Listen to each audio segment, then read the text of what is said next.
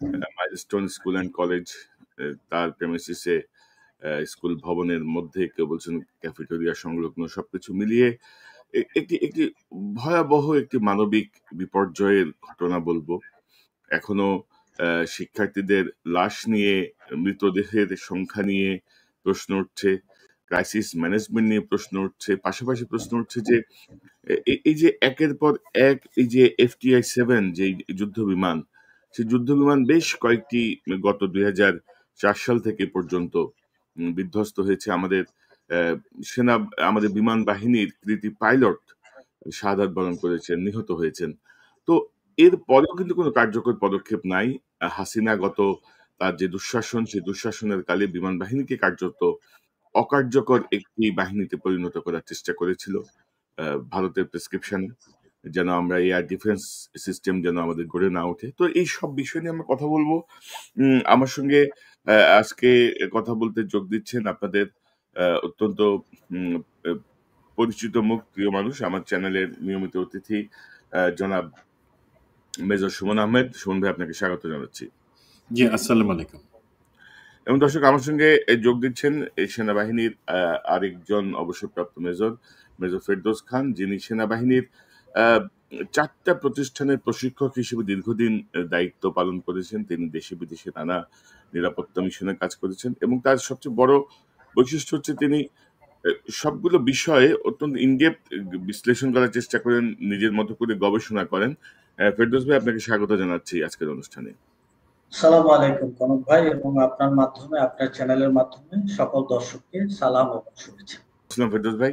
তো প্রথমে আসলে সুমন ভাই আপনাকে দিয়ে শুরু করতে চাই, যে ধরেন, এবং পাশাপাশি দর্শকদেরকে বলি যে যে বিষয়টি আসছে যে মানে যে যেভাবে এই বিমানটি বিধ্বস্ত হয়েছে, তাতে মৃতের সংখ্যা গতকাল আমরা রাতে পর্যন্ত মানে 19 জন 20 জন দেখানো হচ্ছিল, 85 জন আহত দেখানো হচ্ছিল। এখন সেটি বেড়ে অনেক হয়ে গেছে, 31-এর মতো বোধহয় মৃত বলা হচ্ছে, 185 জন আহত বলা হচ্ছে। তো এখানে একটা হাইড অ্যান্ড সিকের খেলা আছে, এবং যুগ যুগ ধরে আমরা দেখে আসি যে যে কোনো দুর্ঘটনায় তারা লাশ গুম করার চেষ্টা করে, গোপন করার চেষ্টা করে। আহ, এখন ধরেন, আহ, এই যে কয়দিন আগে আমরা আমরা তো ভাই সব ভুলে যাই, তাই না সুমন ভাই? এই যে মিটফোর্ডের যে ভয়াবহ ঘটনা, এটা নিয়ে যে হুলস্থুল অবস্থা, এখন কেউ মাথায় আছে কারো যে মিটফোর্ডে কি হয়েছিল? কারো কোনো বক্তব্য কিন্তু নাই। তো এখন ধরেন আমরা অতীতে যেটা দেখছি, এখন ধরেন আমরা যে কারণে এই চাপগুলো সৃষ্টি করছি, যে আহ, বলা হবে যে আহ, অগ্নিকাণ্ডে টোটাল রেজিস্টার পুড়ে গেছে, অগ্নিকাণ্ডে যে কার্ড পাঞ্চ করার সিস্টেম ছিল সেটা পুরো জ্বলে গেছে, আমাদের কাছে ডাটা নাই। নিহতের স্বজনরা, যারা স্বজন যদি কাউকে না পাওয়া যায়, সন্তানদেরকে না পাওয়া যায়, বাবা মা প্রেস কনফারেন্স করবে, মিডিয়াকে বলে দিবে খবর দিয়ে প্রেস কনফারেন্স ছাপা হবে না, যাতে কিছুই জানবে না। আমরা যখন কিছু করবো বলবে যে এটা গুজব ছড়াচ্ছে। তো এই জাতীয় বহু ঘটনার কারণে আসলে আমরা সতর্কতার সঙ্গে বিষয়গুলো চাপ সৃষ্টি করে রাখছি, যেন আমাদের সন্তানদের মৃতদেহ নিয়ে যেন কোনো রকমের খেলা যেন না হয়। তো আমার মনে হয় যে সেই জায়গাটা, সুমন ভাই, এই জাতীয় আভাস আমরা দেখছি।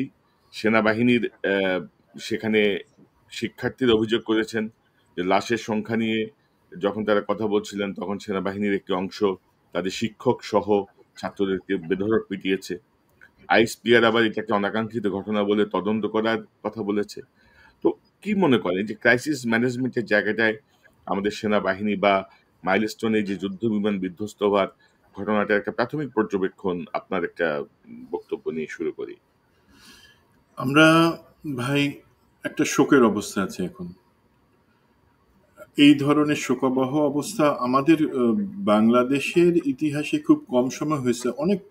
আরো অনেক হয়েছে। রানা প্লাজার দুর্ঘটনা হয়েছে, ট্রেন দুর্ঘটনা হয়েছে, যেখানে 400-র মতন লোক মারা যায় রানা প্লাজাতে। বাট এই সমস্ত জায়গায় আমার যেটা মনে হয়, আমরা প্রতিবারই ক্রাইসিস ম্যানেজমেন্টে ফেল করি। সেটা আমি সরকার বলি, সরকারের বিভিন্ন সংস্থা বলি, অথবা এটার সাথে লিড রোল যে নেয় আমাদের প্রতিরক্ষা বাহিনীর সদস্যরা, তাদের প্রত্যেককেই আমি বলবো যে তারা খুব ম্যাচুরিটির পরিচয় কখনো দেন নাই এই পর্যন্ত। প্রথম কথা, এখানে যে অভিযোগগুলা এবং অসন্তোষগুলা আসতেছে, সেটা কিন্তু একটু ম্যাচিউরড কেউ হইলে, যারা ওখানে ডিল করতেছে, তারা বুঝতে পারতো ধরেন যারা ওইখানে আছে বা যারা ওইখানে বিভিন্ন রাজনৈতিক দলের নেতৃবৃন্দ বিভিন্ন সময় গেছেন, যারা উদ্ধার কার্যে আছে বা উৎসুক জনতা আছে, তাদের প্রতি সম্মান রেখে আমি বলতেছি যে আপনাদের দেখে আমার কাছে মনে হচ্ছে আপনাদের পরিবারে কেউ কখনো মনে হয় এই মৃত্যুবরণ করেন নাই, এমন করুণ মৃত্যুবরণ করেন নাই। আপনাদের কাছে আপনারা বুঝতে পারতেছেন না যে ওইখানে তাদের অভিভাবক, তাদের সহপাঠী, তাদের আত্মীয় স্বজন, তাদের মনের মধ্যে দিয়ে কি যাইতেছে সেটা আপনারা বুঝতে ফেইল করতেছেন। বিকজ সেই যে এমপ্যাথি সেটা মনে হয় আপনাদের নাই বা জাতি হিসাবে আমাদের নাই। Sorry to say this. এখন আসি এই জায়গাটাতে প্রথম থেকে যদি আমি মনে করি সশস্ত্র বাহিনীর দায়িত্ব নিয়েই তারা এখানে উদ্ধার কার্যটা চালাচ্ছে, সেক্ষেত্রে কিন্তু সশস্ত্র বাহিনীর প্রতিটা বাহিনী, army, navy, air force, BGB, police, সবারই কিন্তু প্রশিক্ষণের মধ্যে একটা অন্যতম অধ্যায় থাকে এবং সেটা চলমান থাকে। একবারে শিখাই একটা কোর্স কমপ্লিট করে তা না, তাদের প্রশিক্ষণের মধ্যে চলমান থাকে ক্রাইসিস ম্যানেজমেন্ট। এটা একটা সাবজেক্টই থাকে, লিডারশিপ থাকে, ক্রাইসিস ম্যানেজমেন্ট থাকে, আবার প্রতিনিয়ত লিডারশিপ অ্যান্ড ক্রাইসিস ম্যানেজমেন্ট তাদেরকে করে যাইতে হয়, শিখে যাইতে হয়। আমরা শিখি, সেটা গ্রাউন্ডে কাজে লাগাই না বা পারি না। তো এই জায়গায় আমি বলবো যে ধরেন আমরা যদি আসি সুমন ভাই, ধরেন আপনি তো বলছেন যে মানে পাঠ্যসূচি বা প্রশিক্ষণের মধ্যে একটা ক্রাইসিস ম্যানেজমেন্ট থাকে, কিন্তু আমরা তো জানি যে সেনাবাহিনীর সদর দপ্তরের ভেতরে বা প্রত্যেকটা ডিভিশনের মধ্যে, প্রত্যেকটা বিভাগের মধ্যে, মানে সেকশনগুলোর মধ্যে ক্রাইসিস ম্যানেজমেন্টের একটা টিম অলওয়েজ স্ট্যান্ড বাই থাকে, অলওয়েজ স্ট্যান্ড বাই থাকে। কিন্তু আমরা ধরেন বিডিআর এর সেই ঘটনা থেকে শুরু করে এই মাইলস্টোনের এই যুদ্ধ বিমান বিধ্বস্ত হওয়া পর্যন্ত প্রত্যেকটা ক্রাইসিস ম্যানেজমেন্টে কিন্তু একটা ক্যাচার লাগাইছেই আর কি। প্রত্যেকটা ক্রাইসিস ম্যানেজমেন্টে কিন্তু একটা ভেজাল আমরা দেখছি। তো এই অবস্থা কেন, মানে ক্রাইসিস ম্যানেজমেন্ট? এটা আমি আবারও বললাম যে দেখেন সাবজেক্টটা কি, leadership and crisis management. Crisis management যারা অংশগ্রহণ করবে, সেটা ইভেন আপনি যদি আমাদের ফায়ার সার্ভিসকেও অ্যাড করেন, যারা ক্রাইসিস ম্যানেজমেন্ট একটা বড় ভূমিকা রাখে, এটা তো শুধুমাত্র সেই লোকগুলা না, আপনাকে দেশের সরকার, বাহিনী এবং ওইখানে যারা লিড করতেছে বা লিডার, তাদেরকে সুস্পষ্ট ধারণা দিবে। আমি আপনাকে একটা জিনিস বলি, প্রথম কথা, তারা কতক্ষণ সময় সেখানে গেছেন, উদ্ধার কাজ যখন শুরু হয়েছে, যারা আহত তাদেরকে এখান থেকে বের করার ক্ষেত্রে প্রায়োরিটিটা কি ছিল বা অগ্রগণ্যতাটা কি ছিল, তারা কি টিমে ভাগ করে গেছেন? আমরা যে কোনো এই ধরনের পরিস্থিতিতে যেটা হয় যে এলাকাটা এনসার্কেল করে রাখা হয়। এখানে অনেক ধরনের সুন্দর ড্রিল আছে যেটা প্রতি সপ্তাহে, প্রতি মাসে সশস্ত্র বাহিনীর প্রত্যেকে প্র্যাকটিস করে, বাধ্যতামূলকভাবে প্র্যাকটিস করে যে এই ধরনের ক্ষেত্রে কি হবে। বিভিন্ন পার্টি থাকে যারা প্রথম কথা নিশ্চিত করা উদ্ধার কাজ ব্যাহত যাতে না হয়, সেই জন্য এলাকার ভিতরে যারা উদ্ধার কার্যে আছে সরাসরি, তার বাদে বাইরের কেউ সেখানে ঢুকতে পারবে না বা আসতে পারবে না। বাট সেটা কিন্তু অনেক পরে হয়েছে। আমি পরে কেন হয়েছে, এলাকার লোকজন প্রথমে গেছে। এখন আপনি যে জিনিসটা বললেন যে সেনা সদরে, মানে কি, আমি বলবো ঢাকার কথা বলি, 46 ব্রিগেডের ইউনিটগুলাতে এক একটা করে প্লাটুন 10 মিনিটস এনটিএমে থাকে বা নোটিস টু মুভ। মানে আমি খাচ্ছি, আমি শেভ করতেছি, গোসল করতে, যেই মুহূর্তে বলা হলো মুভ, তুমি মুভ করবা এখন থেকে 10 মিনিটের মধ্যে, 10 মিনিটের মধ্যে গাড়ির চাকা ঘুরে যাবে, সমস্ত কিছু সহ, সমস্ত প্রস্তুতি সহ। এটা আছে, এটা নিয়মে আছে। বাস্তবে আমরা চেষ্টা করি বা আমার ধারণা, বাট সেটা মানে আপনি যেই বিডিআর এর 2009 সালের ইনসিডেন্টের কথা বললেন, তখন তো ক্রাইসিস ম্যানেজমেন্টের জায়গায় আমরা অনেক কাঁচা ছিলাম। তারপরে সমস্যাটা কি দেখেন, ওইখানে যেই 3টা ইনফেন্ট্রি ব্যাটালিয়ন ছিল, তার মধ্যে আমাদের 4 ইস্ট বেঙ্গল রেজিমেন্ট, তাদের শুধুমাত্র তখন আমি, মানে ব্রিগেডিয়ার জেনারেল হাকিমের আদেশে আমরা তখন কিন্তু ফাইটিং ইন বিল্ট আপ এরিয়াটা প্রথম ট্রেনিং বা প্রশিক্ষণ, যে একটা বিল্ট আপ এরিয়াতে যুদ্ধ হলে বা ঘনবসতি এলাকায় যুদ্ধ হলে কিভাবে সেখানে আমরা উদ্ধার কাজ চালাবো, সেটা আমরা প্র্যাকটিস করতেছিলাম তার 3 মাস আগে থেকে। মাত্র একটা ব্যাটালিয়নের একটা কোম্পানি সেই জায়গায় ট্রেন ছিল, আমার কোম্পানিটা। এখন বাট ওইখানে কিন্তু আমরা গিয়ে ক্রাইসিসটা ম্যানেজ করতে পারি নাই। তারপরে বাকি যত ক্ষেত্রে আমরা ইনভলভ হয়েছি সেই জায়গায় আপনি আজকে যে জিনিসটা দেখতেছেন সেটা আমাদের কাছে আরো বেশি কষ্ট লাগতেছে। কেন? যে আমি ক্রাইসিস ম্যানেজে যারা আছে, হয়তো সেনাবাহিনী, বিমান বাহিনী বা ফায়ার সার্ভিস, বিজিবি যারা ওখানে কাজ করতেছে, তারা বলবে ভাই তোমরা তো আমাদেরকে সুযোগ দিতেছো না উদ্ধার কাজ করবার জন্য ঠিকভাবে। বাট একই সাথে তারা বুঝতে পারতেছে না যে আপনি একটা বাবা, আপনি একটা মা, আপনি একটা ভাই, আপনি বোন, আপনার সন্তান বা আপনার ভাই এই যে ভিতরে পড়ে আছে কিনা আপনি তো লাশ দেখতে পাইতেছেন না। এখন সেই মানসিক অবস্থাটা কি? সেই অবস্থায় কেন আপনি আসতে দিবেন? আপনার এনসার্টমেন্টটা তখন প্রথমেই যে তাদেরকে বোঝানো, তাদেরকে সেই সীমানার বাইরে রেখে বোঝানো যে দেখেন আপনাদের সহযোগিতা দরকার, আপনাদের সহযোগিতা পাইলে আমরা ভিতরে সেটা করতে পারবো। তো সেই জায়গাটা বোঝানোর জায়গাটাতে এখানে আমার মনে এখানে হয় মনে ভাই একটু যে জি লিডারশিপের জায়গাটা আবার ইম্পর্টেন্ট। আমাদের লিডাররা কখনোই তাদের সেই জায়গায় ভূমিকাটা রাখতে পারেন না, সেই মাথায় বুদ্ধিটা সময় মতো আসে না। আরেকটা জিনিস যেটা মানে আমি বলবো যে আমাদের প্রত্যেকেরই দায়িত্ববান হওয়া উচিত। সেটা আমি জনগণ হই, আপনি দেখছেন জনগণ সেলফি তুলতেছে, জনগণ ভিডিও করে টিকটকে দিতেছে। একটা বাচ্চা ছেলে সে তার গা পুড়ে যাচ্ছে কয়লার মতন, সে অবস্থায় সে দৌড়ে আসছে, লোকে প্রথমে ভিডিও করতেছে, সে বাচ্চাটা মারা গেছে।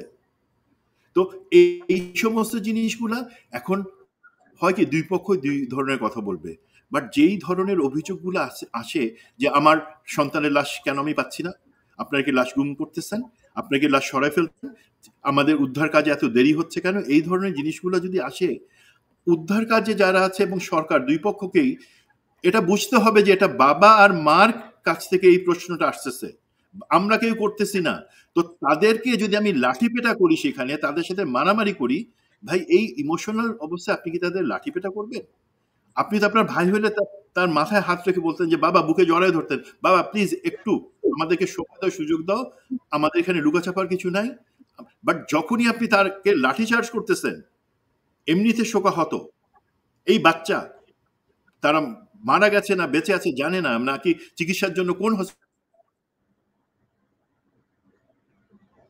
নিয়ে গেছে জানে না, সে তাদের সাথে গালিগালাজ করতেছে। Right. That is not the right thing. এই করেই কিন্তু শুরু হয়। না, তবে আমাদের ধরেন উৎসুক জনতা যেমন সমস্যা ক্রিয়েট করে, আবার ধরেন পাশাপাশি এই যে সেনাবাহিনী, ফায়ার সার্ভিস, উদ্ধার কাজ তারাই প্রথমে শুরু করছিল। সাধারণ মানুষই শুরু করে উদ্ধার কাজ। তারা শুরু করার পরে যেহেতু আসতে একটু সময় লাগছে, তার আগে কিন্তু তারা করার ফলেই তো ওখান থেকে অনেকে বের করতে পারছে। আপনার সেই মেহরিন চৌধুরী, সেই টিচারের কথা তো মনে আছে, উনি আপনারা জেনে থাকবেন যে আমাদের বিএনপির ভারপ্রাপ্ত সভাপতি চেয়ারম্যান তারেক রহমানের কিন্তু কাজিন উনি। উনি নিজে থেকে নিশ্চিত করেছেন এই 25টা বাচ্চা বের হয়ে যায়, এবং সেই ক্ষেত্রে আশপাশের লোকজনই সহায়তা করছে তাদেরকে বের করার জন্য। তারপরে উনি ইন্তেকাল করছেন, সেখানে মারা গেছেন।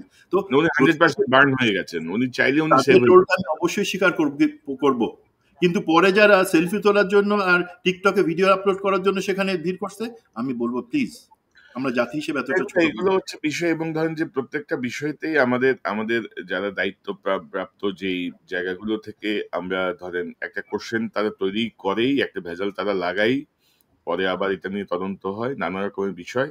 তো এরকম একটা দুর্ভাগ্যজনক ঘটনা। মেজর ফেরদৌস খান, কিভাবে দেখছেন আপনি বিষয়গুলো নিয়ে একটু পর্যবেক্ষণ করছিলেন? 2025-26 যে এয়ারক্রাফট আমাদের বিধ্বস্ত হয়েছে বিভিন্ন সময়, এবং FTI-7 খুব সম্ভবত 5টা বা 6টা, এবং 6টা জায়গাতে আমরা আমাদের দক্ষ পাইলটকে হারিয়েছি। তো আমাদের সমস্যাটা কোথায়? ধরেন এই FTI-7 বাংলাদেশের জন্য বিশেষভাবে তৈরি করা, মানে অর্ডারের পরে তৈরি করা চীনের এয়ারক্রাফট, কিন্তু একটার পর একটা দুর্ঘটনা ঘটলেও আমরা জানি না যে চীনের সঙ্গে আমরা কথা বলেছি কিনা, তাদেরকে দিয়ে আমরা দেখিয়েছি কিনা, কেন এটা বিকল হয়ে যাচ্ছে শেষ মুহূর্তে হঠাৎ করে, এগুলো খবর জানি না। গত 1 বছরে এই হাসিনা, তো আমি যেটা বলছিলাম প্রথমে যে বিমান বাহিনীকে একটু অকার্যকর করে রাখার একটা পরিকল্পনা তো ছিল, সে অনুযায়ী কাজ করেছে হাসিনা। তো গত 11 মাসেও আমাদের নতুন এয়ারক্রাফট বা মেইনটেনেন্স, এই জায়গাগুলো কিছু হয়েছে বলে আমাদের কাছে কোনো তথ্য নেই, ইন্টারনালি কিছু খবর আমি যতটুকু খোঁজ নিয়েছি তেমন কোনো সদুত্তর কেউ দিতে পারে নাই। তো সব মিলিয়ে আসলে আপনার কাছ থেকে আমি একটু জানতে চাই আমাদের জিও পলিটিক্যাল বিষয় বা আমাদের এয়ারফোর্স সার্বিক পরিস্থিতি কিভাবে দেখেন আপনি? ধন্যবাদ কনক ভাই। সর্বপ্রথমে আমি আন্তরিকভাবে শোক এবং দুঃখ জানাচ্ছি অনেকগুলো শিশু বাচ্চা এবং যিনি শিক্ষিকা যিনি শহীদ হয়েছেন। আমি বলবো যে এখানে নিহত না বলে আমরা শহীদ বলাটা উচিত, কারণ যে ছোট বাচ্চাগুলা তারা তো জানতো না যে তারা কিভাবে মারা গেল, সুতরাং তারা শহীদ এখানে। আর যিনি শিক্ষিকা যিনি বাচ্চাগুলাকে উদ্ধার করে শেষ মুহূর্তে যিনি মারা যান বা শহীদ হন, তিনি তো অবশ্যই শহীদ, তিনি একটা বড় কাজে। আমি প্রথমে একটু মেজর সুমনের কথা থেকে একটু আসবো ক্রাইসিস ম্যানেজমেন্টের বিষয়টা নিয়ে। প্রথমে এটা নিয়ে আসা উচিত। আসলে এখানে পয়সার দুই সাইড দেখতে হবে, both side of the coin should see. One side হচ্ছে আপনাকে দেখতে হবে যে দেখেন ক্রাইসিস অনেক রকমের ক্রাইসিস হতে পারে। আমরা বাংলাদেশ সেনাবাহিনী বেসিক্যালি ফ্লাড, তারপরে বিভিন্ন রকমের ডিজাস্টার, আর্থকুয়েক, এই ধরনের বেসিক্যালি এই ধরনের ক্রাইসিসের সাথে বাংলাদেশ সেনাবাহিনী ফায়ার ফাইটিং, আগুন নেভানো, উদ্ধার করা। তো এখন যে ক্রাইসিসটা হঠাৎ করে হয়ে গেল, এই ক্রাইসিসটা এমন কোনো বইয়ে লেখা নেই, this is a thunder in a blue moon, হঠাৎ করে হয়ে যাওয়া ক্রাইসিস। গত 1 বছর ধরে বাংলাদেশ সেনাবাহিনী মাঠে আছে এবং বাংলাদেশ সেনাবাহিনী গত 1 বছর ধরে কাজ করতেছে basically in aid two civil administration. সেখানে বাংলাদেশ সেনাবাহিনী রেস্টোরিং দি ডেমোক্রেসি এবং অন্যান্য কাজ করে আছে। তো সিলেবাস এত ঘন ঘন চেঞ্জ হচ্ছে, হঠাৎ করে লাল, তারপরে নীল, তারপরে আবার লাল, আবার নীল, মানে দি colour is always changing, the work is always changing. আপনি দেখেন যে হাসিনা চলে যাবার পরে বাংলাদেশ সেনাবাহিনীকে কতগুলো চ্যালেঞ্জ ফেস করতে হচ্ছে। হাইকোর্টে আনসারের বিদ্রোহ, তারপরে আপনার সচিবালয়ের ঝামেলা, একটার পর একটা কিন্তু চলে আসছে। তো অ্যাকচুয়ালি এই ঘটনার জন্য তো আমরা কেউ প্রস্তুত না, এবং প্রস্তুত থাকাটাও আমি মনে করি যে এটা উচিত না, যে একটা ফাইটার এয়ারক্রাফট একটা স্কুলের উপরে পড়বে এবং সেটার জন্য আমি প্রস্তুতি নিব বা বাংলাদেশ সেনাবাহিনী প্রস্তুতি নেবে। অবশ্যই এটা আমাদের কারোই কাম্য না। তো সেই হিসাবে এখানে দুটা সাইড, একটা হচ্ছে যে ইমোশনাল সাইড, একটা প্যারেন্ট বা একটা বাবা বা একটা মা যখন তার শিশুকে খুঁজতে ওখানে যাচ্ছে, স্বাভাবিক কারণে সে ইমোশনাল এবং সে ওখানে ব্যাকুল হয়ে থাকবে তার বাচ্চার জন্য, সে খুঁজতে থাকবে, এখানে সেখানে হাতাতে থাকবে। আবার একই সাথে সেনাবাহিনী ওইখানকার যে পরিবেশটা, ওই পরিবেশের সাথে যেহেতু সে ট্রেন্ড না, এই স্পেশাল পার্টিকুলার এই সিচুয়েশনের সাথে, সেও এখানে স্ট্রেসে থাকবে। তো এই দুই স্ট্রেস মিলে এখানে বলা যেতে পারে যে এখানে কিছু মিসহ্যান্ডলিং হয়েছে। সো এই মিসহ্যান্ডলিংটা আসলে বোথ সাইডের জন্য দুঃখজনক এবং আশা করা যায় এই ব্যাপারে আমরা মানে ভবিষ্যতে এই ধরনের জিনিস ঘটবে না, এটা বলা যায়। এখন আমরা আসতেছি যে এয়ারক্রাফটের যে আপনার দ্বিতীয় পার্টটা, এয়ারক্রাফটের যে আমাদের মেইনটেনেন্স এবং অন্যান্য জিনিস নিয়ে। তো বাংলাদেশ এয়ারফোর্সে আমি যতটুকু জানি আমার ক্ষুদ্র নলেজে, যে এয়ারফোর্সের প্রতিটা এয়ারক্রাফটের একটা নির্দিষ্ট ফ্লাইং টাইম থাকে এবং এই ফ্লাইং টাইমের ভিতরে যদি কোনো সমস্যা হয় তাহলে তো সেক্ষেত্রে সেটাকে গ্রাউন্ডেড রাখা হয়। আর যদি সমস্যা নাও হয় তারপরে নির্দিষ্ট ফ্লাইং টাইমের পরে সেই এয়ারক্রাফটটাকে গ্রাউন্ডেড করা হয় এবং সেটাকে ওভারহোলিং বা মেইনটেনেন্সের জন্য পাঠানো হয়। এখানে আমাদের F7BG যেটাকে আমরা বলি বিভিন্ন সিরিজের, এটা বাংলাদেশের জন্য স্পেশাল অর্ডার করে তৈরি করা এবং this is one of the finest aircraft. এবং এই এয়ারক্রাফটটা বলা যায় কোনো ক্ষেত্রে এটা মিগের সমান। এটা যদিও বা টার্নিং রেডিয়াসটা একটু বেশি, বাট তারপর আর্মামেন্ট বেশি ক্যারি করতে পারে, ম্যাক্স স্পিড অনেক বেশি। এই এয়ারক্রাফটটা এটার অ্যাচিভমেন্টও অনেক বেশি ছিল, বাট আনফরচুনেটলি কি একটা কারণে এটা যে এইভাবে একটা দুর্ঘটনা ঘটায় দিল। তো সেটার আমরা যদি ব্যাকগ্রাউন্ডে যদি যাই, ব্যাকগ্রাউন্ডে আমরা যেটা পাবো যে পাইলট স্কিল। আমরা আসি পাইলট স্কিলে ফার্স্টে। বাংলাদেশ এয়ারফোর্স একটা পাইলটকে তৈরি করতে 5 to 7 ইয়ার্স টাইম নেয় একটা টোটাল স্কিল পাইলট তৈরি করতে। একাডেমিতে সে থাকে, সেখানে সে হচ্ছে তার বেসিক ফ্লাইং শিখে 100 আওয়ার্স। 100 আওয়ার্স তার ফ্লাইং শেষ করার পরে যখন সে ফাইটার স্ট্রিমে যখন যায়, তখন ফাইটার স্ট্রিমে যাওয়ার পরে সেখানে তাকে একটা জেটের উপর একটা ট্রেনিং দেওয়া হয়, that is also another 100 hours বা এই ধরনের কিছু। দেন সে অ্যাডভান্স জেটে যায়, অর্থাৎ তারপরে স্টেজে যায়। অ্যাডভান্স জেটে যাওয়ার পরে, অ্যাডভান্স জেট শেষ করার পরে দেন এই ধরনের বড় ফাইটার এয়ারক্রাফটে সে আসে, মিগে অথবা আমাদের F7 সিরিজে সে আসে। এই ছেলেটা অত্যন্ত চমৎকার একজন পাইলট, যে পাইলট তার সমস্ত ট্রেনিং শেষ করে সুন্দরভাবে তাকে এই ফাইটার স্ট্রিমে দেওয়া হয়েছে। এবং ফাইটার স্ট্রিমে দেওয়ার পরে তার আগে অলরেডি সে তার যে ইনস্ট্রাক্টর পাইলট ছিল তার সাথে সে তার ফ্লাইং মিশনটা সকালে কমপ্লিট করে আসছে, এবং then he got the green signal for solo. এখন সোলোতে যাবার পরে 12-13 মিনিটের ভিতরে এয়ারক্রাফটের ভিতরে কিছু একটা হয়ে যাওয়া, এটা ডেফিনেটলি ওই পাইলটেরও দোষ না, এবং আমি এটা বলবো যে পাইলটের তো দোষ অবশ্যই না, যে পাইলট এখানে ইজ হাইলি ট্রেন পাইলট। আর এয়ারক্রাফটের ভিতরে তো সমস্যা হতে পারে, বিকজ এর আগে 4টা এয়ারক্রাফট SM সিরিজের এয়ারক্রাফট গুলো বাংলাদেশে নষ্ট হয়েছে বা ধ্বংস হয়েছে। তো দেখা যাচ্ছে যে যখন এয়ারক্রাফটটা ফ্লাই করার পরে সেই ছেলেটা সে তার থ্রাস্ট পাচ্ছে না। থ্রাস্ট বলতে এয়ারক্রাফটকে সামনে নিয়ে যাওয়ার জন্য পিছন দিক থেকে যে যথেষ্ট পরিমাণ তার প্রেশারটা, সেটা যখন সে থ্রাস্ট পাচ্ছে না সে কন্ট্যাক্ট করার পরে তখন তাকে বলা হয় বেল আউট করতে। এটা কিন্তু ইমিডিয়েটলি ঘটনাটা ঘটে গেছে। তখন ছেলেটা এয়ারক্রাফটকে বাঁচানোর জন্য হোক বা নিচের পাবলিকের কোলাটারাল ড্যামেজটাকে বন্ধ করার জন্যই হোক, সেই ছেলেটা চেষ্টা করে ফুল থ্রাস্ট দিয়ে দেওয়ার।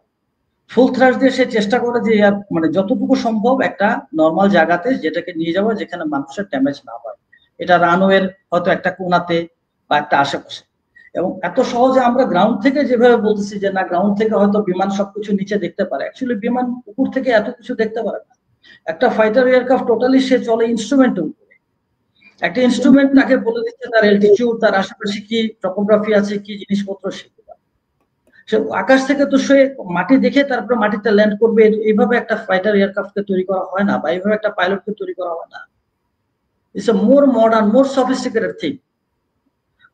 যখন দেখা যাচ্ছে যে সে তার আনুমানিক একটা ইয়ের ভিতরে যে না আমি এখন অ্যাপ্রক্সিমেটলি আমি আমার অ্যাপ্রোচটা আছে আমাদের রানওয়ের দিকে, তখনই সে তার আর পাওয়ার ফেলিয়ার। যখন পাওয়ার ফেলিয়ার তখন তার হাইড্রোলিক ফেলিয়ার যখন তার হবে তখন তার এয়ারক্রাফটের যে উইংস গুলো আছে সেই উইংস গুলা তখন ঠিক মতো সেটা মুভ করবে না।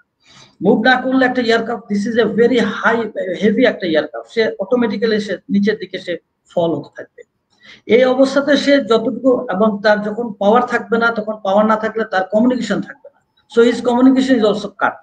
তো তার পাওয়ার কাট, তার হাইড্রোলিক কাট, তার কমিউনিকেশন কাট। এর ভিতরে ছেলেটা যতটুকু ভাবে সম্ভব সেই ছেলেটা তার চোখের সামনে যখন সে মাঠ দেখছে সে মনে করছে এই মাঠের মধ্যে এয়ারক্রাফটটা নামালে আমি হয়তো কোনোভাবে আমি মানুষের ড্যামেজটাকে বন্ধ করতে পারবো। লাস্ট মোমেন্ট পর্যন্ত সে ট্রাই করছে। ট্রাই করার পরে যখন একটা মাঠ, ফুটবল মাঠ 100 থেকে 150 ফিটের 150 গজের একটা মাঠ, সেই মাঠে এত বড় একটা এয়ারক্রাফট, এটা তো এমন না যে একটা বল, ফুটবল বা একটা ক্রিকেটের বল, সে বিগ এয়ারক্রাফট। সে পড়ার পর তো অটোমেটিক্যালি যায়, এটা তো এমন না যে এত প্রিসিশন নিয়ে মাঠের মধ্যে একেবারে যেখানে গোলি, যেখানে আপনার গোল বার বা এটা এখানে শেষে নামবে, it's not possible.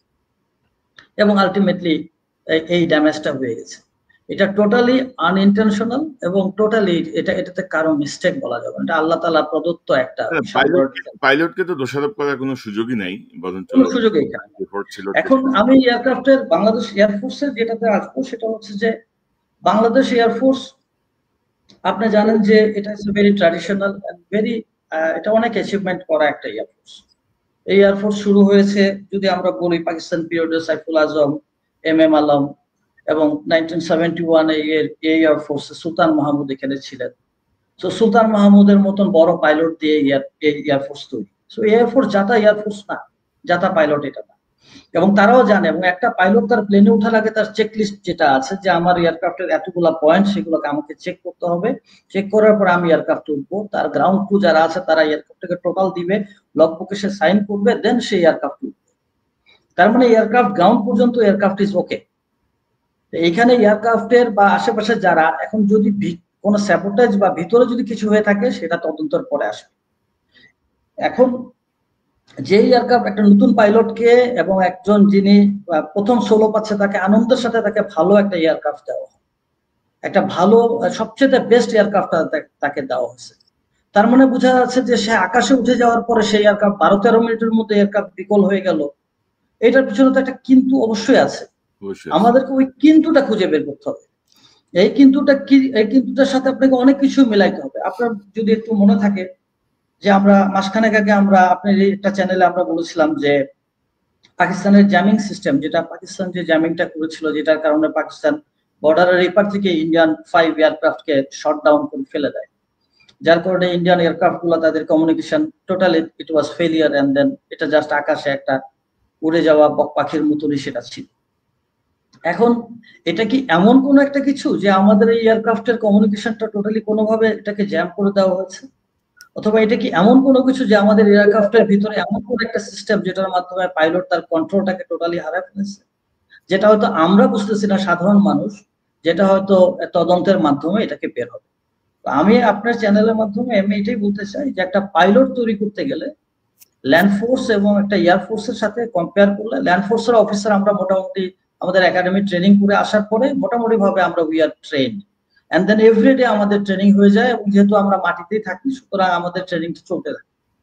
But air ফোর্সের একটা পাইলটকে ট্রেনিং করে একটা লেভেলে নিয়ে যেতে গেলে 5 to 7 ইয়ার্স এবং অনেক কস্ট যায়। একটা পাইলট চলে যাওয়া, পাইলটের বাবার দিকে চিন্তা করলে, তো সেই হিসাবে আমি বলবো যে এটা সুষ্ঠু একটা সুন্দর তদন্ত হোক, এবং ভবিষ্যতে যেন আমরা এইভাবে আমাদের দক্ষ পাইলটদেরকে না হারাই, আমাদের সুন্দর এয়ারক্রাফট গুলা যেন আমরা না হারাই, এবং একই সাথে এই যে সুন্দর শিশুগুলা, এই শিশুগুলা আজকে থেকে 20-25 বছর পরে তারা বাংলাদেশকে অনেক কিছু দিতে পারতো, এই দেশটাকে তারা টেনে এই শিশুগুলাকে হারালো, এবং এই প্যারেন্টসদের যে যন্ত্রণাটা এটা যেন আর ভবিষ্যতে না হয়।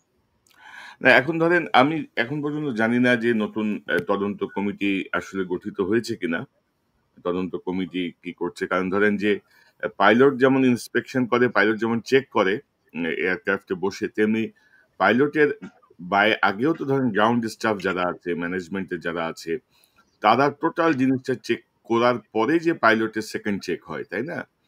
তো সেই গ্রাউন্ড স্টাফদের মধ্যে কোনো গাফিলতি ছিল কিনা, কোনো স্যাবোটাজ ছিল কিনা, এখন পর্যন্ত আমি জানি না সেই ব্যাপারে কোনো কাজ শুরু হয়েছে কিনা। এটা হাইপোথেটিক্যালি যদি আমি বলি যে বাংলাদেশ এয়ারফোর্স, বাংলাদেশ আর্মি, আমরা কিন্তু our soldiers are very loyal, তারা অত্যন্ত অনুগত, অত্যন্ত চমৎকার একটা ট্র্যাডিশনাল একটা সোলজার, এবং সেক্ষেত্রে অফিসারের প্রতি তাদের অত্যন্ত ভক্তি এবং খুব সুন্দর একটা সম্পর্ক। একটা সোলজার কোনোভাবেই কোনো মিস্টেক করবে না যেখানে তার একজন অফিসার যে প্লেনটা নিয়ে যাবে সে এখানে ক্র্যাশ করবে বা একটা ভুল করবে, আর হিউম্যান হিসাবেও আপনি এটা করবো না, সুতরাং সেখানে সে তো শপথ নেওয়া একটা মানুষ, সুতরাং এখানে ওই ধরনের কিছু নাই, বাট তারপরও বাট তো সব জায়গায় রয়ে যাচ্ছে, এটাই তদন্তের মাধ্যমে এই বাটটা আসবে আর কি। আর এখন যে উদ্ভূত পরিস্থিতি, একটা অস্থিতিশীল পরিবেশ তৈরি করার তো চেষ্টা আছেই চারিদিকে। হ্যাঁ, এটা তো আমরা জানি যে আমাদের একজন তৈরি করেই যাচ্ছে, উনি বসে বসে উনি করেই যাচ্ছে প্রবলেম, এবং ওনার সাথে উনি যেখানে আছেন সেখান থেকে তো তৈরি হচ্ছে। এটার ব্যাপারে বলতে বলতে we all are tired about that. তো ধরেন এই যে কমিউনিকেশন সিস্টেম জ্যাম করার যে ইঙ্গিতটা আপনি দিলেন, যেটি ধরেন সাম্প্রতিক সময়ে কাশ্মীর কেন্দ্রিক ভারত পাকিস্তানের যুদ্ধের ক্ষেত্রে পাকিস্তান প্রয়োগ করেছিল ভারতের এয়ারক্রাফটের ক্ষেত্রে, সেটার মানে তদন্ত কি আন্তর্জাতিক তদন্ত লাগবে, নাকি আমরা আমাদের পক্ষে সেটা আইডেন্টিফাই করা সম্ভব, বা এটা আর কি বিস্তারিত কিছু কি যাবেন একটু? এটা আমার বাংলাদেশ এয়ারফোর্স, আমি আগেই বলছি যে এয়ারফোর্সের যে স্ট্যান্ডিং অপারেটিং প্রসিডিউর যেটা আছে, সেখানে এয়ারক্রাফটের একটা ট্র্যাডিশনই হচ্ছে যে একটা এয়ারক্রাফট কিন্তু ক্র্যাশ করলে সাথে সাথে তারা পাইলটদের জন্য ভয় না থাকে, পাইলট যেন আবার একটা সায়ের ভিতরে না থাকে বা কোনো স্ট্রেসে না থাকে, সেই ক্ষেত্রে তাকে কিন্তু ইমিডিয়েটলি তাকে ফ্লাই দেওয়া হয়, অথবা সেই পাইলটটাকে আবার ওই পরিস্থিতিটা তাকে শিখে দেওয়া হয়, ওটার উপর একটা ব্রিফিং হয়, ডিব্রিফিং হয়। So there is no way যে বাংলাদেশ এয়ারফোর্স একটা খারাপ একটা তদন্ত করবে, বা একটা ইমেচুর বা মনে করা যায় যে যথেষ্ট প্রফেশনাল না এরকম কোন তদন্ত করবে, এটা প্রশ্নই ওঠে না। এখানে যে জিনিসটা সেটা হলো যে তদন্ত করতে যে কতটুকু গভীরে এবং কতটুকু আন্তরিকতাটা আসবে। বাট হোপফুলি এখন যেহেতু পরিস্থিতি, আগের যদি সময় হতো, আমি আমার মতন করে ফ্রিলি বলছি, যদি এটা আগের সময় হাসিনার সময় হতো, তাহলে যেভাবে বিডিআর এর তদন্তটাকে যেভাবে ধামাচাপা দেওয়া হলো, তথাকথিত বিডিআর এর কিছু সৈনিক বিদ্রোহ করলো, তারা মেরে ফেললো, ডাল ভাতের উসিলা দিয়ে তাদের টাকা পয়সা দেওয়া হয় না আর্মি অফিসার কেন বিডিআর, এই উসিলা গুলা দিয়ে যে তদন্তটাকে যেভাবে এটাকে কাভার করে দেওয়া হলো, ঠিক সেভাবে আগের টাইম হলে এটাকে ওইভাবে কাভার করে দেওয়া হতো, যে না বিমানের ইঞ্জিন নষ্ট হয়ে গেছে, তেল শেষ হয়ে গেছে, হাবিজাবি একটা কথা বলে এটাকে শেষ করে দেওয়া। বাট এখন যেহেতু ওই পরিস্থিতি নাই, Bangladesh have a very good leadership, আমাদের ডক্টর মোহাম্মদ ইউনূস স্যার, আমি মনে করি যেটা যে ওনার ডাইনামিক একটা লিডারশিপের কারণে আমার মনে হয় যেটা যে না, এই তদন্তটা প্রপারলি হবে। This is one. Another one হচ্ছে যে এখানে এতগুলা বাচ্চা, আমাদের সেকেন্ড আমি একটু জি, আচ্ছা আচ্ছা, না শিওর আপনি না মানে হচ্ছে আমি যেটা বলতে চাচ্ছি যে হাসিনা নাই, লোক তো সব হাসিনারই। তো সেই জায়গাটায় আপনি এতটা আশাবাদী কি করে হন? বা ডক্টর ইউনূসের কি ডায়নামিজম আপনি দেখলেন আমি জানি না। কারণ ১১ মাসে আমি রীতিমতো হতাশার পথে আরকি, হতাশ হওয়ার পথে। তো আমরা চাই যে বিমান বাহিনীতে যারা আছেন, যারা তার সহকর্মীকে হারিয়েছেন, যারা এই বিমান ফ্লাই করবেন, যারা জীবন বাজি রাখেন দেশের জন্য, তারাই একটা চাপ সৃষ্টি করবেন যেন কোনো ধরনের গাফিলতি বা কোনো ধরনের শৈথিল্য প্রদর্শন করা না হয়। কারণ আমরা চাই না যে বিডিআরে যেমন ৫৭ জন সেনা কর্মকর্তাকে হত্যা করার পরে আমাদের সেনাবাহিনীর ব্রাদার ইন আর্মসরা সব মেনে নিয়েছিল, মানে কিছু মানুষ প্রতিবাদ করা ছাড়া, এবং এই গত ১১ মাসেও এর কোনো অগ্রগতি আমরা দেখি নাই। সেরকম যেন কিছু না হয় আরকি। কেউ যেন তার ব্যক্তিগত লাভালাভের বিবেচনায় যেন এই এই কোনো ধরনের আপোস বা কোনো ধরনের কম্প্রোমাইজ যেন না যান, সেই প্রত্যাশাটা আমাদের থাকবে। আ জি, আপনি যেটি এটা বলছেন জি। এটা এটা আমাদের আশা করে নিতে হবে এইভাবে, মানে মানুষ তো একটা হোপ নিয়ে বাঁচে। হুম, হুম। এখন আমরা তো একটা হোপ, ৫ই আগস্টের পর আমরা সবাই কিন্তু একটা হোপে, এখন হয়তো আমাদের আশাটা পূরণ হয় নাই বা অনেক আশা পূরণ হচ্ছে বা হবে। এখন আপনি একটা জিনিস চিন্তা করেন যে আজকে আমি অন্য একটা জায়গায় বলছিলাম যে স্যালভেজ বলে একটা কথা আছে, একটা জাহাজ যদি পানির ভিতরে গভীরে যদি চলে যায়, ডুবে যায়, তাহলে সেই জাহাজটা যত গভীরে যাবে তত বড় ক্রেন লাগবে সেটাকে তুলে আনতে। এমভি রুস্তম বা অন্যান্য বড় বড় যে আমাদের রিকভারি যে জাহাজ হামজা এই ধরনের। এখন বাংলাদেশ এত পচা বা এত গভীরে আমরা চলে গেছি ১৫টা বৎসরে, যে এই গভীরতা থেকে তুলতে গেলে এটা তো শুধুমাত্র দুইটা জিনিস আছে, যে হামজা বা রুস্তম শুধু না যে বাংলাদেশকে এই কাদা বা পচা জায়গা থেকে তুলবে, এটার সাথে দুইটা জিনিস রিলেটেড। যত শক্তি সেটা সমানুপাতিক ভাবে সেটার সময়ও লাগবে, শক্তি এবং সময়। অর্থাৎ আমাদের আন্তরিকতা সবার, বাংলাদেশের সবার আন্তরিকতা লাগবে এবং একই সাথে সময় লাগবে। 1 ইয়ার আমার মনে হয় না ইজ নট এনাফ। 1 ইয়ারে এই দেশের এই পচা অবস্থা থেকে দেশকে তোলা যাবে না। না, কারণ আমি একটু দেখেছি, আমি কিন্তু ১ বছরে আমরা কার্যকর কোনো উদ্যোগ দেখি নাই। মানে জি না এখনো আমি ওটা ওটা বলছি না। লাগবে, ওটা সমস্যা না। কিন্তু এই যে একটা কার্যকর যে উদ্যোগ নেয়া, এবং জি আপনি যদি দেখেন যে এখনো যেই যে অস্ত্র কেনার বা যে বিষয়গুলো নিয়ে হচ্ছে, সেখানে এখনো আওয়ামী লীগের লোকজন হাসিনার আত্মীয়স্বজনরাই এখনো সেই ডিলের মধ্যে আছে। তো এখন ভালো জিনিস এখন নিতেছি না। আমরা কমিশন এবং চুরি করে আমরা সব খেয়ে ফেলতেছি। এখন আমরা আসেন আপনি আপনি আসেন একটু অস্ত্র কেনার ব্যাপারে আমরা যাই। জি, আমাদের নতুন এয়ারক্রাফট কেনার ব্যাপারে আমরা সবাই জানতাম যে নতুন এয়ারক্রাফট কেনা দরকার। এখন আমরা এখানে একটা নতুন পয়েন্ট আমি যেটা আপনার এখানে বলতে চাচ্ছিলাম সেটা হচ্ছে এয়ার ডিফেন্স, সেই প্রস্তুতিটা আমাদের কপালে নাই। এখন আমরা যদি এই গত ১৫ বছরে যে পরিমাণ টাকা চুরিদারি হয়েছে, যে পরিমাণ টাকা বিদেশে নিয়ে গেছে, এবং আমাদের তথাকথিত ভাগিনা তার বিনোদনের জন্য যে পরিমাণ, তার এক একটা বিয়ে এবং ডিভোর্সের জন্য যে পরিমাণ টাকা আমাদের খরচ হচ্ছে, সেটা দিয়ে তো আমরা স্কোয়াড্রনের পর স্কোয়াড্রন এয়ারক্রাফট কিনতে পারতাম। সজীব ওয়াজেদ জুয়ের বিয়ে এবং তার তালাক, এই দুটার জন্যই তো যে পরিমাণ টাকা গেছে, সেই টাকা দিয়ে তো আমাদের এয়ারক্রাফট হাজার, মানে আমাদের তো স্কোয়াড্রন আফটার স্কোয়াড্রন কেনা যায় এয়ারক্রাফট। তো হাসিনা কেন আমাদের এখানে অ্যাক্টিভ এয়ার ডিফেন্সটা, মানে এয়ার ডিফেন্স না দিয়ে উনি কেন অ্যাক্টিভ এয়ারফোর্স আমাদের এই স্ট্র্যাটেজিতে উনি গেলেন না?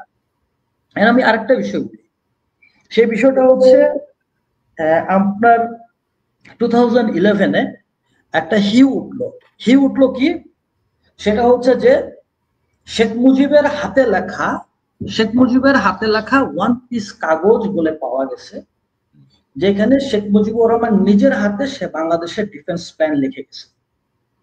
এটা জনৈক এক ব্যক্তি, সে আমাকে বললেন দেখো এই কাগজটা পেয়েছি, এটা শেখ মুজিবকে তো তারা আবার একটা অন্য বন্ধু বলে ডাকতো, what ever maybe, to my understanding he is not a friend of us.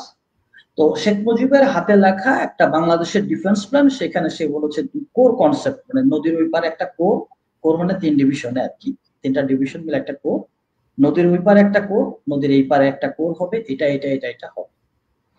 তো শেখ মুজিব তার ডিফেন্স দিয়ে গেল, তারপরে সেখানে ফোর্সেস গোল তৈরি করা হলো, হাসিনা ফোর্সেস গোল তৈরি করলো, তৈরি করার পরে অ্যাক্টিভ এয়ার ডিফেন্সে না যে একটা এয়ারক্রাফট কেন কেনা হলো না? এটা কি শেখ মুজিবের সেই স্বপ্নের মধ্যে, খোয়াবের মধ্যে ছিল না? আজকে যে পাইলটটা মারা গেছে, তার তার বাবার কান্নাটা কি, ক্যান সামওয়ান ফিল ইট? আজকে যে ছোট ছোট শিশুগুলা মারা গেল, ওই শিশুগুলার বাবা মায়ের কান্নাটা, আমরা তো সবাই ম্যাচিউর, আমাদের কিডস আছে, আমাদের ছেলে মেয়ে আছে, তাদের যদি আল্লাহ না করুক আমাদের কান্নাটা একবার অ্যাজিউম করে আমরা একবার চিন্তা করতে পারি হু ইজ দি, মানে এটার জন্য ইয়েটা কে, হু ইজ দি মানে main person behind this? Is only Hasina, হাসিনার ইন্ডিয়া দূষণ নীতি। এই দুইটা কারণে আজকে আমরা পিছিয়ে গেছি।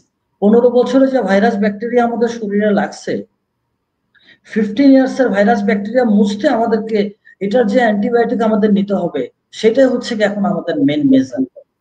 কি মেজাজ আপনি মনে করেন নেওয়া উচিত? কি মেজাজ নেওয়া আমি তো এটা মনে করি যে একটা জিনিস, আমি আমার প্রফেশনে থাকতো এবং আমি এখন হয়তো একটা কর্পোরেট প্রফেশনে আছি, যেহেতু আমি এই বাহিনীটা আমার একটা জানের বাহিনী, আমি এই বাহিনীতে ছিলাম 25 years, it's a golden time. So এই বাহিনীকে তো আমার হৃদয় থেকে মুছতে পারবো না এবং বাংলাদেশকেও মুছতে পারবো না।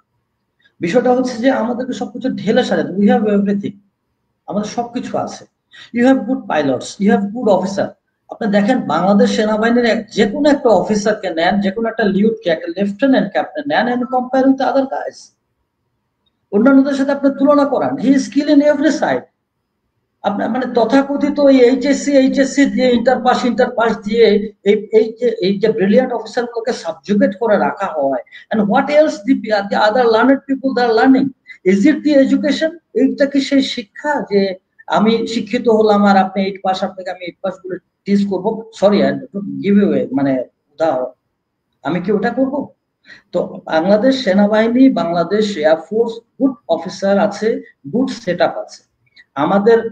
আমরা যদি আপনার একটু যদি আরেকটা যদি ছবিতে একটু যেতেন কনক ভাই, যেখানে অনেকগুলো লাল ডট দেওয়া আছে, জাস্ট পিকচার। সেটাতে আমি আসবো, তার আগে আমি একটু দুইটা কথা বলে নিই। যে কথাগুলো হচ্ছে যে হ্যাঁ, জ্যামিং হয়েছে কি বা এটা সম্ভব কিনা, এখন এখানে আমাদের খেয়াল রাখতে হবে যে ভারত পাকিস্তান যুদ্ধের যে সিনারিও, এবং আমি ইনফ্যাক্ট গতকালকে ইলিয়াসের একটা প্রোগ্রামে জিনিসটা বলছিলাম যে একটা সম্ভাবনা আছে।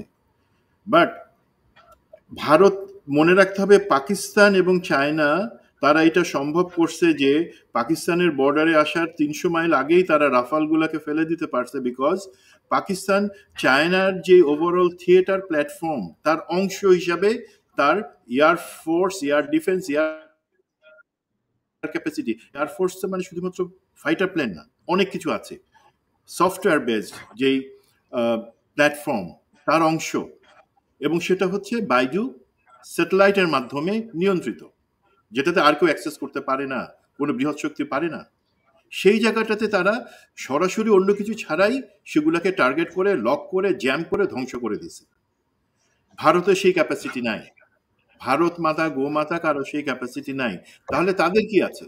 তারা কিন্তু কাছাকাছি জিনিস পারে, সেটা হলো গিয়া আপনি যে এয়ারক্রাফটটাকে টার্গেট করবেন তাদের কোনো না কোনো চর, কোনো না কোনো লোক সেই এয়ারক্রাফটটাতে ফিজিক্যালি একটা চিপ বা সেন্সর বসাই দিবে। ওদের ওইখানে যেই সফটওয়্যার বেসড মিসাইল আছে বা জ্যামিং সিস্টেম আছে, সেগুলো সেটাকে লক করতে পারবে তখন কখন, যখন আপনি এখানে একটা সেন্সর বসাতে পারবেন সেই এয়ারক্রাফটের গায়ে, মেবি একটা মাছির সমান একটা সেন্সর। এখন সেটা ভারত থেকে কে বসাতে পারে? আমি আমার গতকালকে বলছি, আমরা সবাই জানি ভারতের এয়ারফোর্সের, ভারতের মিলিটারির চারজন অফিসার এখন পর্যন্ত কিন্তু আমাদের military institute of science and টেকনোলজিতে আছেন, সেখানে প্রশিক্ষণ দিচ্ছেন। তারা যে কোনো ক্যান্টনমেন্টে যে কোনো জায়গায় যেতে পারেন। তাদের মতো তারা, আমি বলতেছি না তাদের মতো আমাদের প্রায় 32 লাখের মতন ভারতীয় আমাদের এখানে জব করতেছে, হাই পেড, তারা বিভিন্ন জায়গায় যেতে পারে। তাদের কোনো লোক যদি সেই সেন্সরটা কোনোভাবে আমাদের বিমানে বা সেই ফাইটার এয়ার জেটের মধ্যে লাগাই দেয় কোনো না কোনো জায়গায়, কেউ তো চোখেও দেখতে পারবে না, তখন জ্যামিং এর টার্গেটটা থাকে। দেন একটা দর্শক একটা প্রশ্ন করছে ইম্পর্টেন্ট, যে ভারত পাকিস্তানের তুলনায় আমাদের এয়ারফোর্স বা আমাদের বিমান বাহিনীর সক্ষমতা কতটুকু। আমি যদি বলি মেজর ফেরদৌসের সাথে মিলাই যে আমাদের বিমান বাহিনীর সক্ষমতা, বিমান যদি আপনি তার বিমান ক্রু সদস্য সংখ্যা, হিউম্যান ক্যাপাসিটি ধরেন, অবশ্যই অনেক বেশি, অনেক ভালো, অনেক উঁচুতে ভারত পাকিস্তানের তুলনায়। বাট আমরা কোন জায়গায় অবশ্যই পিছিয়ে আছি, স্বীকার করতে লজ্জা নাই, সেটা হচ্ছে ইকুইপমেন্ট, আর্মামেন্ট এবং ডেভেলপমেন্ট, যেটা মেজর ফেরদৌস কভার করলেন যে আমাদেরকে যদি একই পরিমাণে আনুপাতিক হারে আমাদের কাছে ইকুইপমেন্ট এবং আধুনিক যন্ত্রপাতি থাকে তাহলে আমাদের পক্ষে সেই জিনিসটা সম্ভব। এখন আধুনিক যন্ত্রপাতির ক্ষেত্রে যেই মেজর ফেরদৌসের দুইটা কথা থেকে আমি একটু সামান্য কাউন্টার করব। মেজর ফেরদৌস যে জিনিসটা বললেন যে আমাদের যেই J7 যেটা আছে সেইটা হচ্ছে একটা এবং সেটার পারফরমেন্স ভালো ছিল, উন্নত ছিল। আমার কন্টেনশনের জায়গাটা এখানে হচ্ছে তাহলে এতগুলা পরিমাণে সমস্যা হইলো কেন, পড়ে গেল কেন, ক্র্যাশ করলো কেন, 1 নাম্বার। 2 নাম্বার হলো ভাই মধুবালা এক সময় উনি ইয়াং ছিলেন, সুন্দরী ছিলেন। উনি যখন বয়স্ক হয়ে গেলেন অবশ্যই উনি সুন্দরী ছিলেন, বাট যে কোনো মানুষের একটা বয়স থাকে, ইয়াং অবস্থায় একটা চেহারা থাকে, কার্যক্ষমতা থাকে, বুড়া হয়ে গেলে আরেকটা জিনিস হয়। আমরা যেই J7 এর কথা বলতেছি, প্রথম কথা হলো সেটা 35 বছর আগের জিনিস, এবং আজকে থেকে 10 বছর আগে বেশিরভাগ অ্যাডভান্স মিলিটারি এই J7 ব্যবহার করে না। আমি বলতেছি না যে চায়না বা অন্য কোনো দেশের কথা বলতেছি না, এগুলো আপগ্রেডেড হয়, 1 নাম্বার জিনিস। 2 নাম্বার যেটা ভয়ঙ্কর, যেটা আপনি শুনবেন, 2013 সালে যখন এগুলো কেনা হলো, আমাদের ফ্লিটে যুক্ত হলো, বলা হলো যে আমরা ধারণা দেওয়া হলো যে আমরা নতুন বা আমরা রিফারবিশড ফাইটার জেট কিনতেছি। কেনা হলো কি জানেন?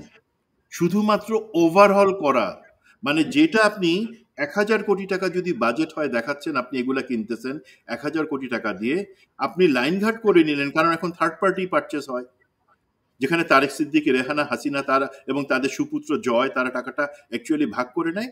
তার মানে 1000 কোটি টাকা বাজেট, যেটা যুক্তিযুক্ত নতুনটা কিনবার জন্য। বাট তার বদলে 100 কোটি টাকা দিয়ে আপনি করলেন কি, শুধুমাত্র ইঞ্জিন ওভারঅল করা জিনিসগুলোকে কিনে আমাদের এখানে যুক্ত করলেন। বাকি 900 কোটি টাকা কার পেটে গেল? জয়, হাসিনা, রেহানা, তারেক সিদ্দিকী এবং তাদের সাথে যারা। তো আমি J10C ভালো, অবশ্যই এখনো ভালো, আমি প্রশংসা করব, সরি J7 ভালো প্রশংসা করব, বাট আমরা তো ভাই আসল জিনিস কিনি নাই।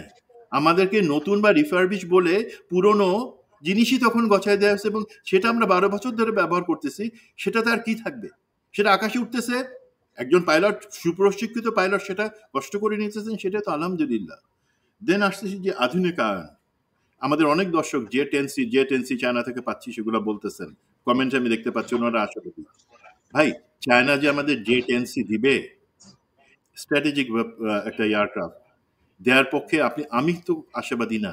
আমি যতটুকু জানি বা বুঝি, চায়না সেটা দেওয়ার ক্ষেত্রে দ্বিধাগ্রস্ত। সে আমাদেরকে অন্য ভার্সন দিবে। কেন সে দিবে না বা দিতে চাচ্ছে না? কারণ কিন্তু স্পষ্ট। চায়না জানে, আমাদের ইতিহাস পড়ছে, আমাদের মধ্যে মীর জাফরের সংখ্যা বেশি। চায়না যে এই টেকনোলজি যেটা ইউনিক, সে যদি আজকে আমাদেরকে J10C দেয়, তার একটা ভয় থাকতে পারে যে হাসিনা, তারেক সিদ্দিকীর গাদ্দারগুলো তো এখনো বিভিন্ন জায়গায় বসে আছে, ইম্পর্টেন্ট জায়গায়। তারা যে একটা J10C খুলে সেইখানে কিভাবে সেটা আছে, যেটাকে আমরা বলি প্রোটোটাইপিং করা, সেটা নকল করে আরেকটা বানানো ভার্সন, যেমন J7 কিন্তু হচ্ছে রাশিয়ান মিগেরই একটা ভার্সন। আমরা যে সেটা ভারতকে দিয়ে দিব না সেই প্রযুক্তিটা, তাহলে তো ভারত একই সক্ষমতায়, একই স্ট্যান্ডার্ডের J10Cর মতোই আধুনিক বিমান বানাবে। তাদের প্রশ্ন এবং চিন্তা সেই জায়গায় যে তারা আমাদেরকে দেওয়ার আগে নিশ্চিত হতে চায়, বাট তারা তাকাইলে কি দেখে? হাসিনা তো ওইখানে বসেই মনে হয় দেশ চালাইতেছে, এবং এখন দেশ যারা চালাচ্ছেন, যারা বাহিনী প্রধান আছেন, তাদের চোখের দিকে তাকাই, সে হাসিনার প্রেম দেখতে পায়, সারাক্ষণ জল জল করতেছে, চোখের মনির জায়গায় হচ্ছে হাসিনার জন্য একটা লাল হার্ট ঝুলতেছে। চায়না কোন সাহসে আমাদেরকে এখন এই J10C দিবে, যেখানে জানে এই প্রযুক্তি চুরি হয়ে যা ইন্ডিয়ার কাছে চলে যাওয়ার সম্ভাবনা আছে? তো আমি আশাবাদী না। আমাদেরকে যদি আমরা ওই ওভারঅল করা জিনিস আনার বদলে আমাদের বাহিনীগুলোকে ওভারঅল না করি, সেটা হবে না। যদি ভাই একটু সময় দেন, আমি কয়েকটা জিনিস একটু আলাপ করে নিতাম।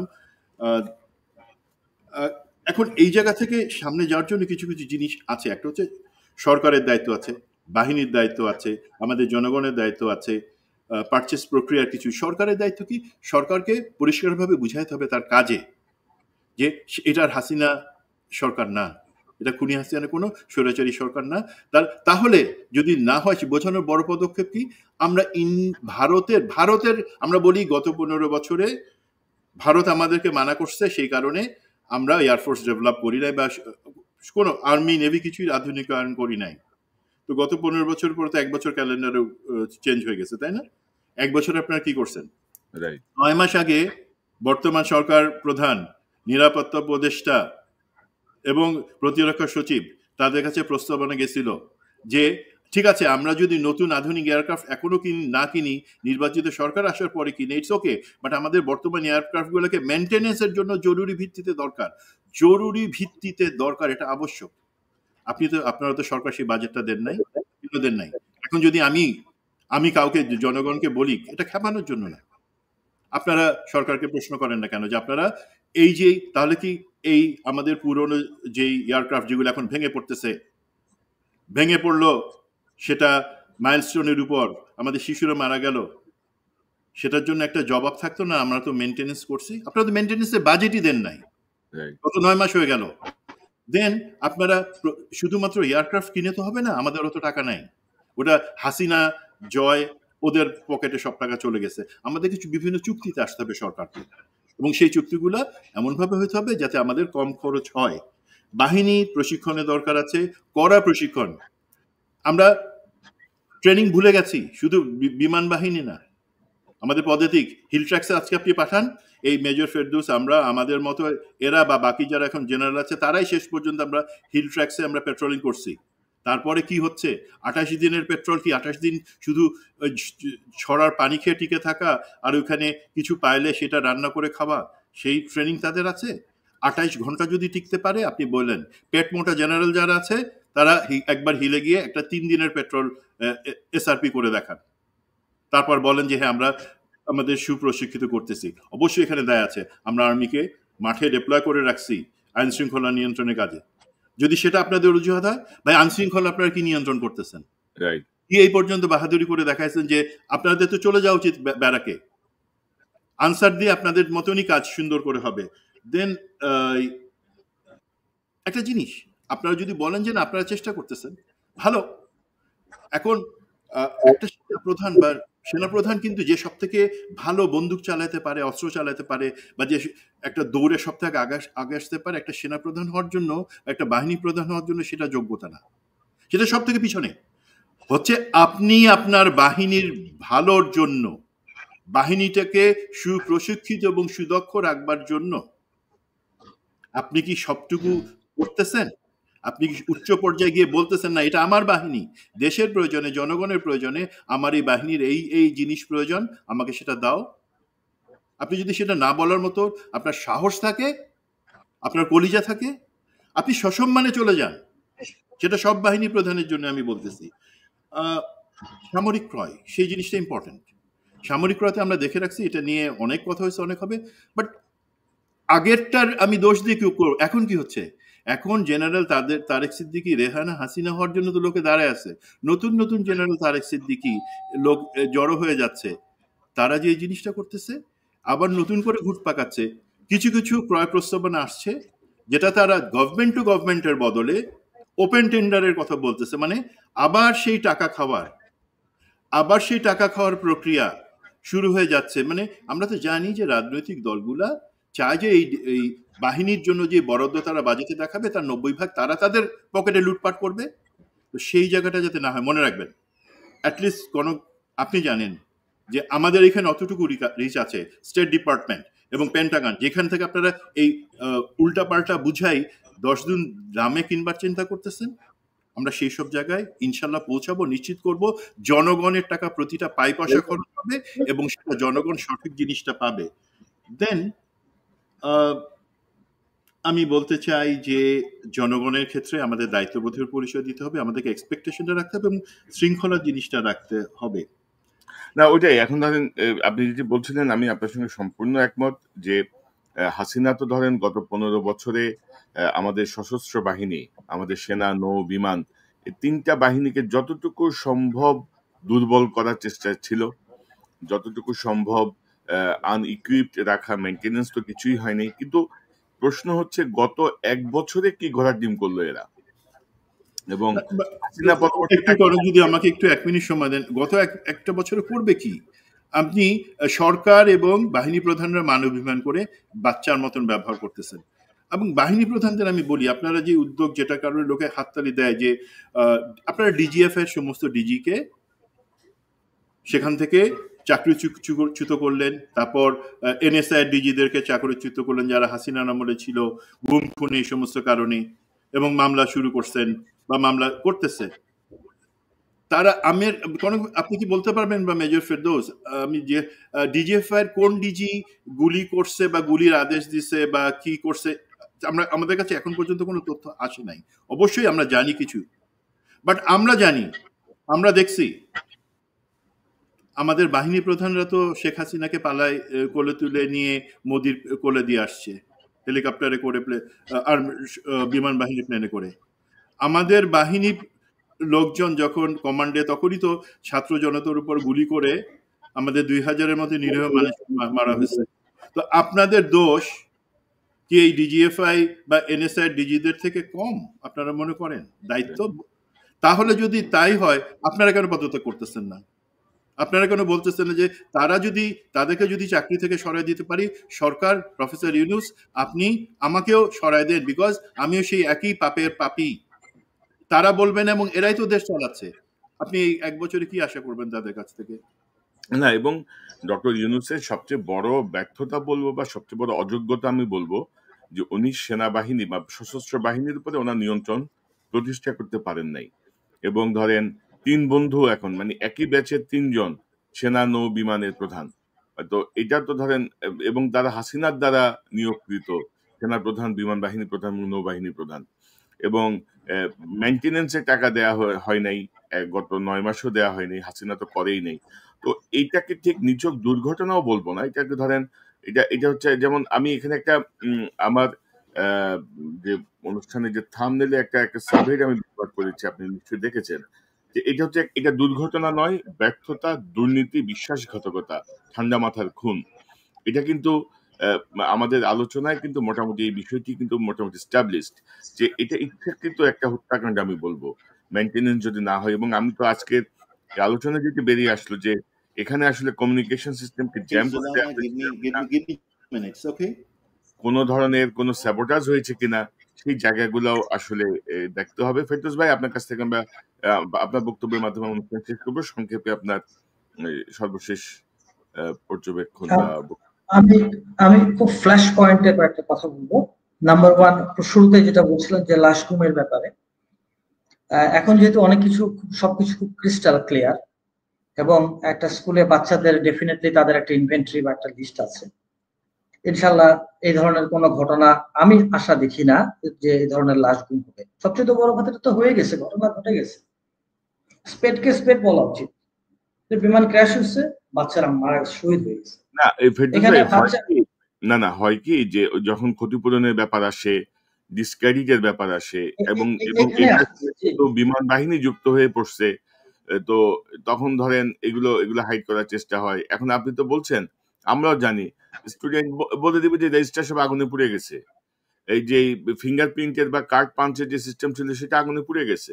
তো আপনি কিভাবে ঠেকাবেন? ঠিক আছে, এটা প্রথমেই বলছিলাম, অসহায় পরিবারগুলো যদি প্রেস কনফারেন্সও করে, ডিজিএফআই বলবে যে এটা কোনো কিছু প্রকাশ হবে না, পত্রিকায় প্রকাশ হবে না, আমরা করব না, আমাদেরকে বলবে যে এটা গুজব ছড়াচ্ছে। এগুলো আমরা দেখছি রে ভাই, এগুলো আমাদের অভিজ্ঞতার আলোকে বলা আর কি। জি বলেন। এটা তো অবশ্যই, এই ঘটনা তো ঘটছে বাংলাদেশে, এটা তো আর আজকে একদিনের পতন না। এরকম করে বুম তাজিন গার্মেন্টসে পড়ে গেল, পুরাটাই তো ওটা তো আটকায় দেওয়া। এখন কথা হচ্ছে যে লাশ গুম আমরা আশা করি, মানে আমি একটু পজিটিভ দিয়ে শেষ করতে চাচ্ছি, মানে আমি যেটা মনে করি যে লাশ গুম ইনশাল্লাহ এটা নিয়ে কোনো কিছু হবে না। আমি মনে করি যে আমাদের শিশু, যে সমস্ত শিশুগুলা যাদের বার্ন হয়েছে, যত ডিগ্রি হোক, তাদেরকে এডুকেট ট্রিটমেন্ট দেওয়া দরকার। বিশেষ করে মেয়ে বাচ্চাদের, একটা মেয়ে বাচ্চা, সে তার শরীরে একটা বার্ন নিয়ে বড় হবে, and that will be very humiliating for her, তার জন্য।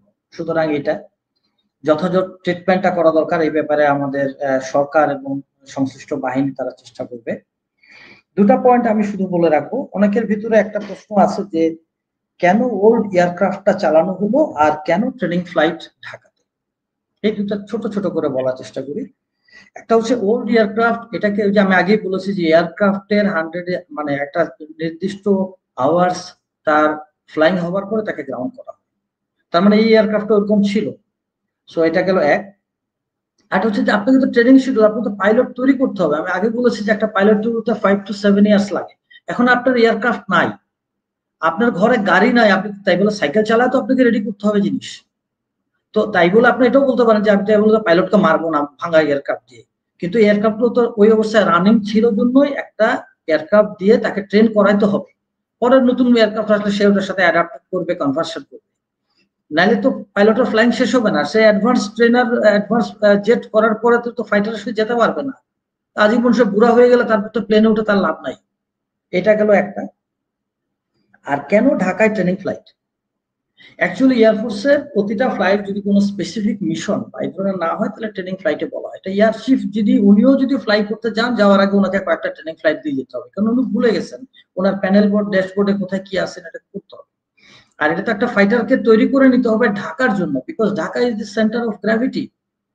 ঢাকা সেন্টার অফ গ্র্যাভিটি, যদি কোনো কিছু হয় ঢাকাতে সংসদ ভবন, ঢাকাতে আমাদের অনারেবল চিফ অ্যাডভাইজারের অফিস, ঢাকাতে আমাদের সমস্ত headquarter. So Dhaka is important. যেটা আমি দেখালাম যে আমাদের চারিদিক থেকে সব জায়গা থেকে 200 কিলোমিটার ভিতরে হচ্ছে ঢাকা, 200 মাইলের ভিতরে। তো ট্রেনিং ফ্লাইট মানে শুধু এটা না যে সে উঠবে শিখবে থাকবে তা না, তাকে উঠে একটা নির্দিষ্ট এলাকায় সে যাবে, ওখান থেকে সে তার মিশন শেষ করে আবার ঢাকাতে নামবে। সো এটা একটা জিনিস যে ঢাকাতে এটা করতে হবে, এটা ঢাকাতে এটা ইট ইজ ইম্পর্টেন্ট। আর লাস্ট পয়েন্ট যেটা, সেটা হচ্ছে যে আমাদের সচেতন থাকতে হবে। আমাদের যেখানে আমাদের হাসিনা পালায় গেছে সেই জায়গা এবং হাসিনার পুতো চাল থেকে যেন ভবিষ্যতে আর যেন এরকম না হয়, যে কোনো একটা ছোট মিস্টেকও যেন আমাদের আর না হয়। হাসিনা চলে যায় 1 বছরে 12 মাসে কিন্তু আমাদেরকে 12 বার, কমপক্ষে 12 বার সে জ্বালায় দিয়ে গেছে। একটা ফেনী নদীতে বন্যা দিয়ে আমাদেরকে জ্বালায় দিয়ে গেল, রিক্সাওয়ালাদের হরতাল দিল, হাইকোর্টের মানে ঝামেলা করলো, এই আপনার কর কর্মকর্তাদের ঝামেলা করলো। একটার পর একটা প্রতি মাসে সে ওই রূপকথার ঠাকুরমার ঝুলির মতন সে একটার পর একটা গল্প ছেড়ে যাচ্ছে। সো হাসিনার গল্পের ভিতরে পুরো দেশকে ঐক্যবদ্ধ হয়ে হাসিনার গল্পটা বন্ধ করতে হবে। না, আরে ভেরি আনফরচুনেট যে ধরেন আমাদের এই এখানে আপনি চিকিৎসার কথা বলছি বলছি, ধরেন জুলাই বিপ্লবে যারা আহত হয়েছে তাদের চিকিৎসা ঠিক মতো হয়নি। জুলাই বিপ্লবে যারা আহত হয়ে হসপিটালে কাজ চাচ্ছে তাদের মানসিক যে ট্রমা, সেই ট্রমার জায়গাটা আমরা এখন অ্যাডজাস্ট করতে পারি নাই। এই যে স্কুলের প্রত্যেকটি স্টুডেন্টের যে মানসিক যে ট্রমা, সেই ট্রমা যদি আপনি অ্যাডজাস্ট করতে না পারেন প্রপারলি, তারা তো ভবিষ্যতে এই ট্রমা থেকে বেরোতে পারবে না, তাদের জীবন গড়বে কি?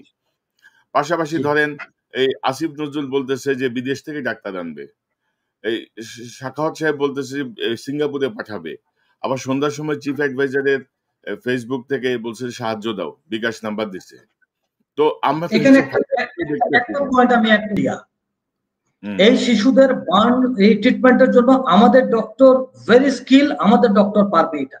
ইন্ডিয়া থেকে কোনো ডক্টর এসে বাংলাদেশের এই শিশুদের যেন কোনো চিকিৎসার ব্যবস্থা না নেয়, দিস ইজ, এটা আমি বলবো বাংলাদেশের সিটিজেন হিসাবে আমি এটা বলবো যে আমরা এই জিনিসটা করবো না। বিকজ যতদিন পর্যন্ত এয়ারক্রাফটের এই ক্র্যাশের একটা মানে ইনভেস্টিগেশন না হবে, যতদিন পর্যন্ত কোনো থার্ড পার্টি ইনভলভমেন্ট পাওয়া না যাবে, ততদিন পর্যন্ত নো ডক্টর ফ্রম ইন্ডিয়া। জি, এখানে বন্ধ আছে। আমিও আপনার সঙ্গে শতভাগ একমত যে আমাদের কোনো দরকার নেই ইন্ডিয়ান চিকিৎসকের বা ইন্ডিয়ান কোনো সাহায্যের। আমাদের ডাক্তারই যথেষ্ট ক্যাপাবল। আমরা সবাই চাঁদা তুলে তাকে বাইরে পাঠাবো। আমরা 18 কোটি জনগণ, হাসিনার সেই প্রেরণামূলক কথা যখন হাসিনার পদ্মা সেতু নিয়ে কাহিনী হলো, তখন বলে আমরা চাঁদা তুলে আমরা পদ্মা সেতু বানাবো, আমরা টাকা দিলাম পদ্মা সেতু বানালাম। এখন তাহলে আমরা বলি লেট আস টক এভরিওয়ান, আমি নিজে বলবো I contribute and we all have to contribute. আমরা শিশুদের চিকিৎসা আমরা চাঁদা তুলে দেশের বাইরে ধরেন এইসব এই মানে সরকারে যারা আছে তাদের এই যে ইরেসপন্সিবল বিহেভিয়ার, ইরেসপন্সিবল কথাবার্তা এবং হাসিনা পরবর্তী যে পরিবর্তনটা আমরা আশা করছিলাম সেটি এখনো আমরা পাচ্ছি না। দেখা যাক, আমরা পর্যবেক্ষণে রাখছি। মেজর ফেরদৌস খান, আপনাকে ধন্যবাদ। সুমন ভাই ইতিমধ্যে মেসেজ দিয়েছেন, তিনি একটু বিদায় নিয়েছেন। নিশ্চয়ই আমরা নিকট ভবিষ্যতে আবার কথা বলবো। আমরা পরিস্থিতি পর্যবেক্ষণে রাখছি। আপনাকে অসংখ্য ধন্যবাদ ফেরদৌস ভাই।